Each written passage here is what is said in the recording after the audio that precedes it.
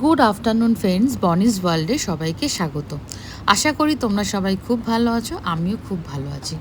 নতুন ঘর তো হলো, বাট নতুন ঘর হবার পরে যেটা সব থেকে বেশি এক্সাইটিং লাগে সেটা হচ্ছে নিজের পছন্দের জিনিসগুলো দিয়ে ঘরটাকে সুন্দর করে সাজানো।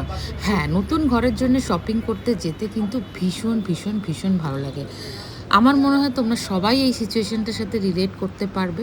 তো জায়গা ছোট হোক বা বড় হোক, অনেক কিছু জিনিসই কিন্তু কিনতে হয়। সেটা হতে পারে রং, colour mixing, lighting, decor item, পুজোর জিনিসপত্র, ফার্নিশিং, পর্দা, বেডশিট, আরও অনেক কিছু। তো আমি তো চলে গেছিলাম নতুন ঘরের জন্য শপিং করতে। আস্তে আস্তে একটু একটু করে আমি জিনিসগুলো কিনেছি।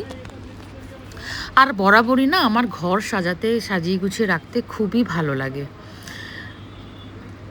Crockeries, kitchen units, kitchen utensils এগুলো কিনতে এবং সাজিয়ে রাখতে আমার খুব ভালো লাগে।